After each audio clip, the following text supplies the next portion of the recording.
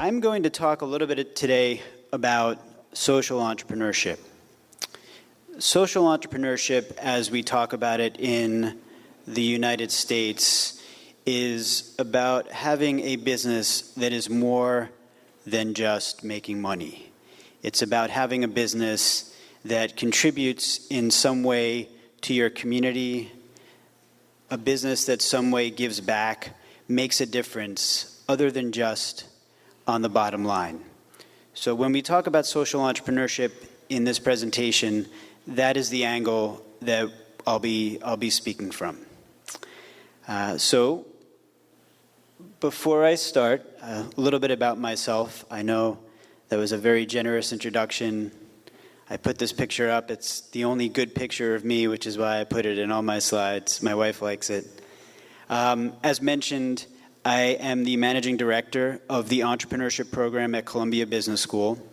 I've been a part of starting 2 different startups. I've also been a part of growing 3 other startups, one of which was sold. The other one is an education startup. And I also advise many students. So in my role, I see about 150 students a year to talk to them about their businesses. I also see about 100 alumni every year to talk to them about their businesses as well. So just a little bit about me. So I want to start out with the presentation. So I want to start with a history lesson. Forestry. Back in the 18th century in Europe, in Prussia, the Prussian government developed something called forestry. They struck upon the idea that by stripping the native forests in Prussia of everything other than the timber from the trees that they wanted to export, that they wanted to harvest, that they could increase their timber yields. So they took all of the forests and they eliminated all of the underbrush, they eliminated all of the other species of trees, and the tree that they were trying to harvest is all they left. And they engineered the entire forest. In the first year, the yield increased dramatically. So instead of maybe harvesting 100 trees, by stripping out all the other species of plants in the forest, they increased their yield. It roughly doubled. The year after that, the yield increased again. So they thought that they had struck upon a very novel way of increasing their one of their number one natural resources. But what they found was starting in years 3, years 4, and after that, the yields began to immediately decline. And what was happening, what they didn't think about, were a number of different things. So when you focus on just one thing, in this case, one specific species of tree, you remove a lot of the other things that are important for maintaining a healthy forest. So even though in the short term they were able to maximize the yield from the trees, over time, because there was just one species of tree, they became way more susceptible to disease. So disease would spread from tree to tree much more easily. They became much more susceptible to pests. Bugs would spread from tree to tree much more easily. All of the other elements of the forest ecosystem that made the soil healthy were removed. A lot of the animals that would eat the underbrush there was no longer any food for them. So they disappeared. The entire ecosystem started to collapse. So again, in the short run, a big increase, but over time, the entire experiment failed, and they learned that they needed mixed forests, not just forests of one species, for that very reason. And in today's day and age, we are kind of doing the same thing. I know each country, each culture has different values, but in the US, to a large extent, we're doing the same thing with our companies. And what is that? We're focusing on just one thing. We're focusing on making money. And what we're not focusing on if you think about the example of the forest and the ecosystem, are all the other things that are important in the long run to creating something that's sustainable, something that works, and something that's balanced. And by focusing on just one thing, we're making the same mistake. And why is that? To a large extent, this is what we're teaching. We point to success as being just about being wealthy, or money, or the bottom line. And I'm not judging the importance of that. That is definitely a measure of success. But again, if we teach that that's the only thing, if you go back to the example of the forestry, you lose sight of the longer term and things start to break down. So this is a principle that's being taught really at the highest levels. So in the 1980s or so, at Harvard Business School, they developed something called the principal agent theory. And what the principal agent theory talks about is the fact that it's really the shareholders that management works for. And being a shareholder, being a manager, is just about maximizing shareholder returns. So again, there's that focus on it being just about the bottom line. And I mentioned that this is something that's being taught. The idea did not come from Harvard Business School, but when something is being taught at Harvard Business School, other schools follow, and that's been the case. So principal agent theory, again, focuses on maximizing shareholder value, which becomes about maximizing the bottom line and earnings per share. And that's the thinking that really drives a lot of the businesses in the US. It's about quarterly earnings, becomes about the next quarter, very short-term view. And the problem is that those shareholders, they don't see this. They don't see the impact. They don't see the output. What they see is this. They see numbers. They see bottom line. That's what they're interested in. The longer-term effects, the pollution, the community impact, the loss of jobs, things like that, those are not things that they see. The shareholders, and again, this is in the context of the principal agent theory, where, again, managers work for shareholders about maximizing bottom line. This is what they see. This is easy to quantify. These are numbers. This shows up in their email inbox once a quarter. The other issue with the principal agent theory as it's evolved is not only do shareholders not see some of the outputs and side effects of maximizing shareholder value, but in today's day and age, shareholders are institutions. They're far away. Most of the time, the shareholders are not in the community where these businesses operate or manufacture or sometimes pollute. So when they look out their windows, they don't see the people affected by what they're doing. They see this, their view from their apartment. It's not my apartment, that's for sure. But they see the view from their apartment. They're very far removed from what's happening with these companies, from, again, the long-term side effects of just focusing on shareholder value. So what can we do? Well, this isn't going to be the answer for the entire world, but the way I see it is we can get it right from the start. It's hard to change things once they've started, especially at big public companies. Shareholders, there's vested interests, there's management, people have money tied up. But if you can get it right from the start, then you can build it into the business, you can build it into the expectations, you can say at your quarterly earnings, you can warn investors and say, we're not going to be about just maximizing our earnings quarter to quarter. We're going to take a long-term view. We're going to take the community into account. We're We're going to take things other than just the bottom line. And there's some other demographics that are driving this as well. Younger people, certainly more aware, certainly more informed about these side effects, about what's happening in the world. The internet, communication has really increased visibility into things that are happening into different parts of the world. So not only do we have an opportunity to get it right from the start, but there's more and more people interested in making sure that we do.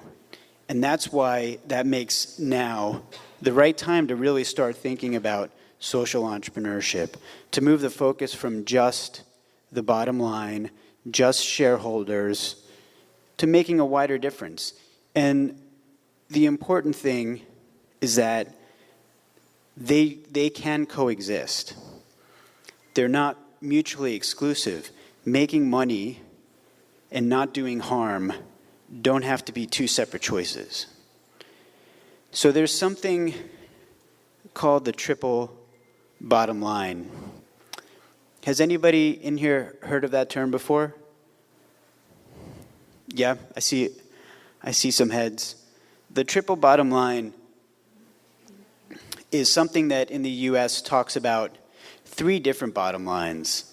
So not just the one bottom line of how much money have you made for your shareholders, but it talks about one bottom line, which is how you help the people of your company, how you help the people of your community. So people, it puts people on par with profits. It keeps profits there because at the end of the day, profit is important. Most businesses strive to make money. That's completely okay. So people, profit, and the third bottom line is planet. Talking about the environment. I think regardless of where you stand in your politics, regardless of where you stand in your views on the earth or the climate, I think most people would agree that things are changing and that we need to make some changes in order to preserve the environment for our children, for future businesses. So the triple bottom line talks about people, profit, and the planet, putting all 3 of those on par, and not just, again, putting profit above everything else. So I talked about what we can do, and I said, get it right from the start. Well, that's a lot easier said than done. So how do you get it right from the start? Well, if you're going to build a business that focuses on the triple bottom line, on people, on profit, on the planet, the first step is really getting the business right. If you don't have a business, if you don't have a product, if you don't have customers, you're not going to have employees. You're not going to have a community that you can impact, that you can help. If you don't have a business with a product, with revenue that you can use as a platform for driving those 2 other pieces of the bottom line, the planet and people, you're not going to be able to make a difference in the environment, on the planet, with whatever your issues might be. So I just want to emphasize that the first step is about getting the business right. Because if you don't have a business, you don't have the ability to change anything else. So how do you get the business right? Well, obviously, product market fit is really important. That's one of the basic principles of launching a startup. You have to make sure that what you're selling, there's a market for, that people want it. How do you make sure that you can build a social mission in? I talked about getting the product right. Focus on the product. Do not focus on your social mission. I can tell you, last night, I ate 3 bars of Bacardi chocolate. I got sick a little bit. I had a stomach ache. But I ate 3 bars of Bacardi chocolate because it was really good. It was delicious. I didn't eat the 3 bars of chocolate because they care about their workers, they care about where the cocoa is sourced from. that they're a B Corp, that's not why I ate the chocolate. I ate the chocolate because it was really good. But because I purchased their chocolate, because I know it's good, my money now goes to help Bacardi make a difference in the community. So you want to make sure that you focus on your product. You also want to make sure that you focus on your customers. And again, these are basic business principles, but I just want to emphasize the fact that you can't put your social mission first. You have to build the business. Focus on your customers as well. So you get the product right, people want to buy the product. You focus on your customers, people feel an affinity for your business, they stay loyal, they talk about your business, they talk about it on social media. Patagonia is a good example. Patagonia creates camping outdoor where a very socially conscious business that has a tremendous impact in the environment and how they treat their workers, but they have a very loyal customer base because they treat their customers on par with all of their other priorities. So you need to be authentic. One other thing, and I'm sure you've seen this before as well, if you just have a social mission, just to say you have a social mission, that fails. Customers, business people, the press, everybody will know that it's fake. You have to be authentic.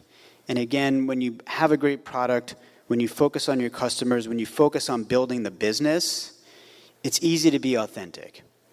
And if you bake in your social mission from the start, that will resonate with people. So being authentic, not just doing something to say you're doing it, not doing something just to put out a press release or to stand on a stage or to win an award, that's not going to work.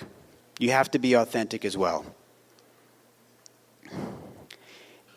And the other side of that is don't lead with your social mission. Again, think Bacardi, think Patagonia. There's other examples that I'll talk about in just a moment, but it's a chocolate company, it's a camping company, it's not a charity. You have to be authentic and don't lead with your social mission. Because again, if you do everything right, if you build the business, they'll be buying your product. So we talked about the first step is getting the business part right. Again, because the business will be your foundation for your ability to improve the people and the planet. The next step is clarifying your company goals. Again, I mentioned being authentic as being an important part of what you're doing. Internally at your company, as your company evolves, and even from the outset, you will have values. There will be things that you believe in. It's going to come up from your company culture. Why do we exist? Why are we doing this? We're selling chocolate. Who's impacted by chocolate? Where do we get it from? It's grown. People handle it. There's a lot of lives impacted. So you want to make sure that you clarify your company values at the beginning, because those company values will be your roadmap for your social mission. I'll show you some more examples. So, do people in here know Warby Parker? Warby Parker is a company in the US. They make eyeglasses. These are actually Warby Parker eyeglasses. And Warby Parker is a big success story in the US. They've raised venture capital. They are now a very, very big business. And one of the founders of Warby Parker, before he founded Warby Parker, he worked for a not-for-profit that helped deliver eyeglasses to people in rural areas around the world. So when I talk about understanding your company's values, Warby Parker is a great example. So what Warby Parker does is for every pair of eyeglasses sold, they donate a pair of eyeglasses to somebody around the world who doesn't typically have access to eye doctors, to reading glasses, to distance glasses, and it makes a huge difference. That's from their company values. Warby Parker is not out there doing something unrelated to their core business. It lines up with their values.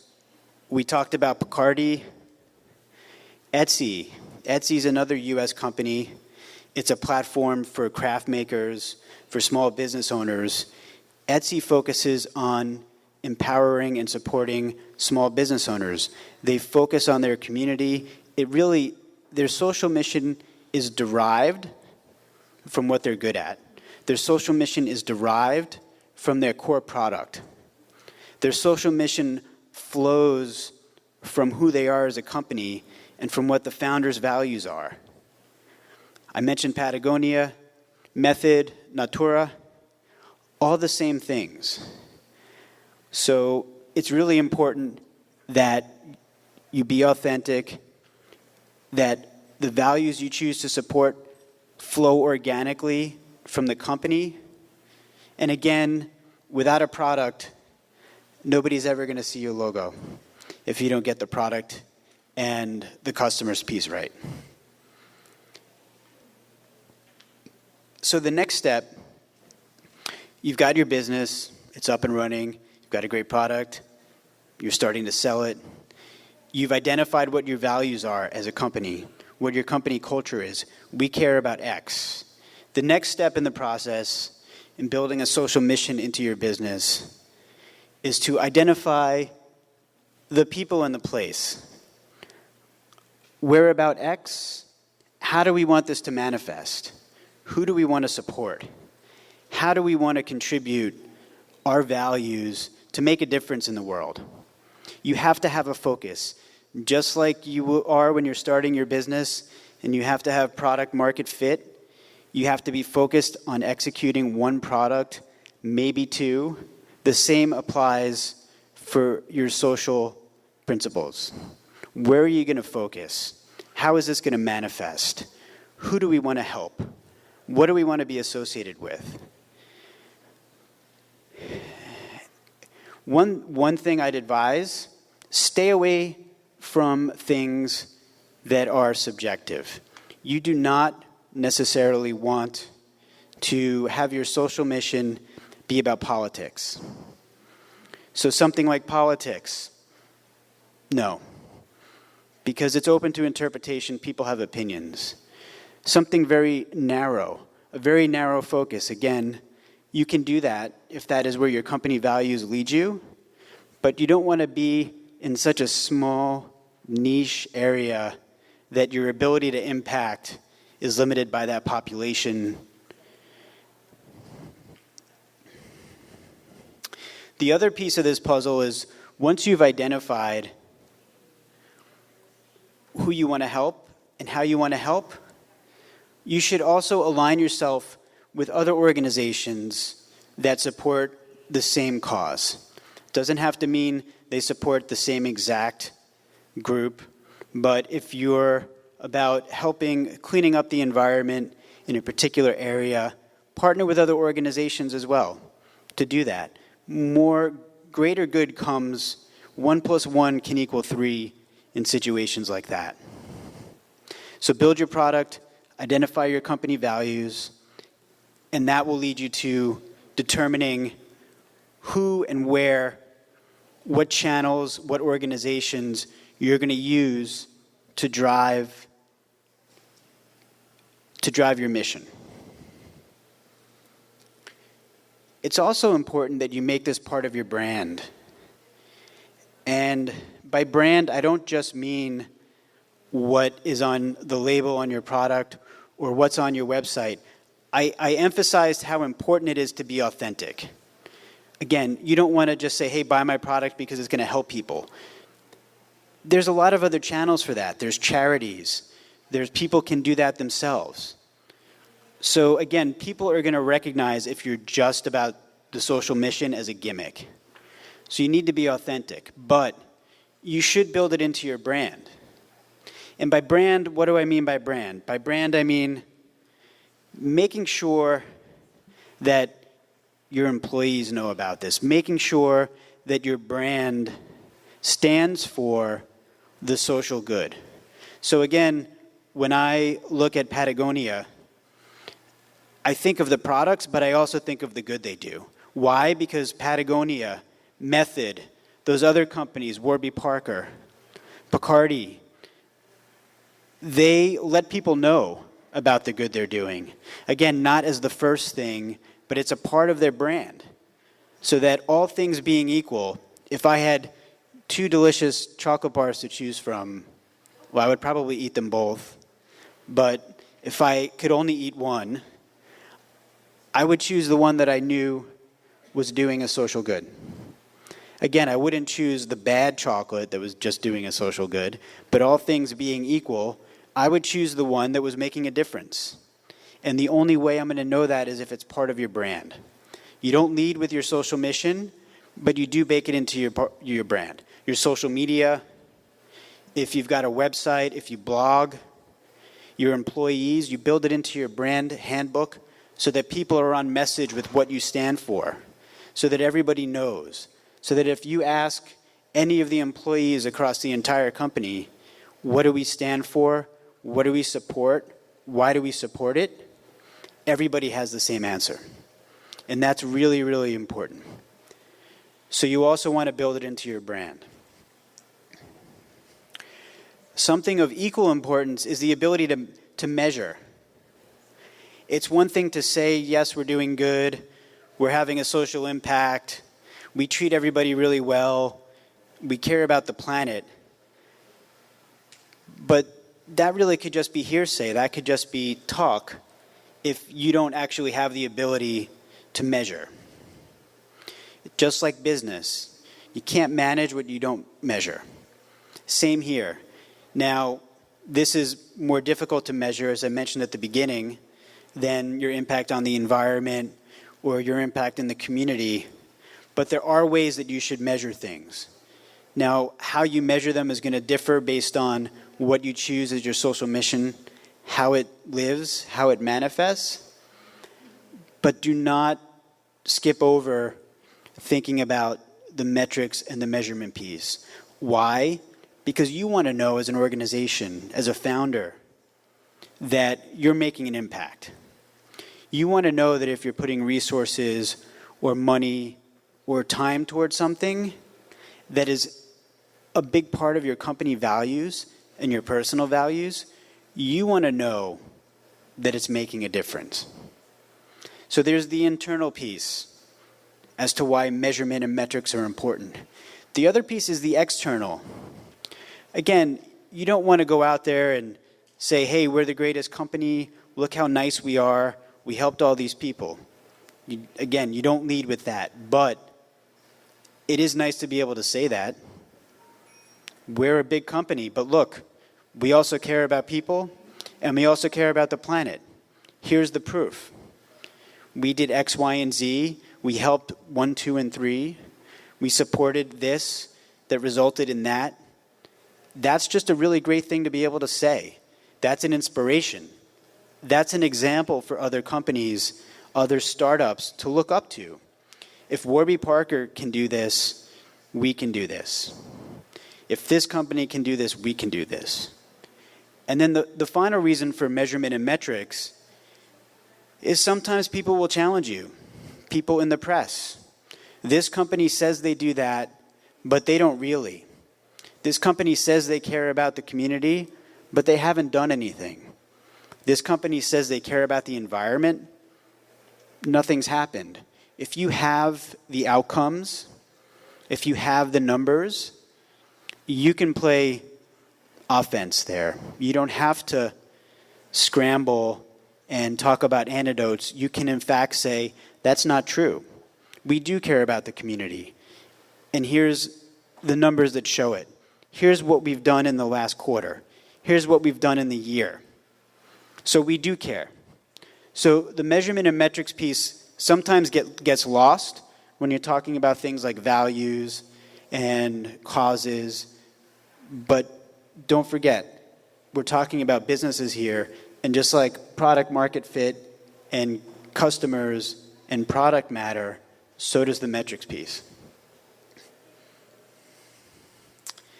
The sixth step is unifying your team. And this is really important as well.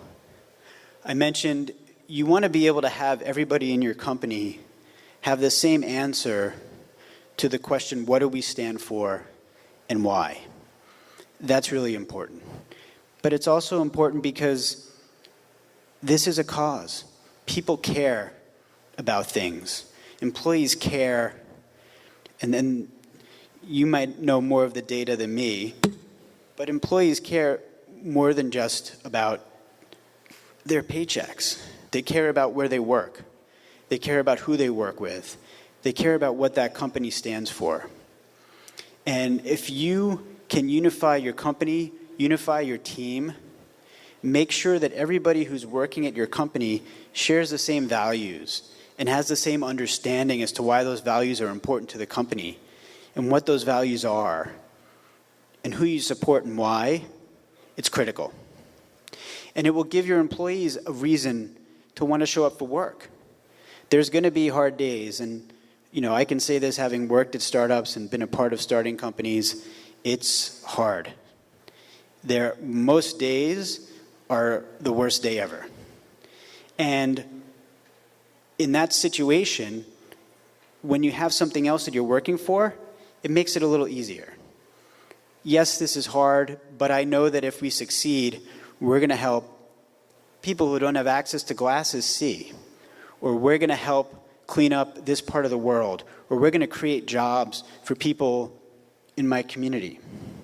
So giving your employees a reason to show up for work, to care, it's going to make a difference. It's also a really good way to make sure that you're attracting the right kind of talent. You can use this during the hiring process as a screening process. If somebody doesn't believe in what you're doing, or if they don't support the same goals, they're not going to be a good cultural fit. And whether it means that they leave in 6 months or a year or 6 weeks, that not hiring people who fit the culture hurts a company. So by making this part of your hiring process, by making this part of your employee goals and values, it's a really good way to build a strong company culture that can increase retention, can increase productivity. And that's a little bit of what I mentioned here. But there is a difference between making sure that your employees and the people in your company understand this. There's a difference between that and setting up the culture. And the culture is more than just about the employees. The culture is how you manifest these things. So I talked about making sure that your social mission is part of your brand. I talked about making sure that it resonates with your employees. The final piece is the culture. Being living proof of what you're talking about. So that could be anything from a volunteer day once a month to publicly donating money. Things and how you choose to represent that is up to you as the founder, as the CEO. But culture is more than just the people who work at your company. It's examples. It's leadership. It's leading by example. So making sure that there are tangible things that you can point to that tie back to your values. So the last step is to do it. Go out, change the world. I think I have the very lucky position to work at Columbia Business School, where every year I see 750 business school students. They're 27, 28-year-old men, women, all have work experience. They're all very smart. They're all very driven. And it's really an honor to be able to stand before them every year and tell them that they have the ability to change the world. However they might choose to do it. But everybody has the ability to really change the world. And if it's at a small level, if it's at a big level, it doesn't matter. So, we need to be at the point where it's not just about making money, it's about the impact we can have on the wider world. So, if you're interested in doing that, there's a workshop tomorrow at 10:45. I'll be doing a workshop on how to build a social mission into your business. We'll take the steps that we talked about today, and we'll actually run through an exercise of how to execute that if you have a startup or if you have an existing business. So that's tomorrow at 10:45. And again, I would just like to say thank you for listening to me. Thanks for being here. Thanks for the honor of the opportunity to speak. And again, thank you to everybody from the university for an amazing conference. Thank you very much.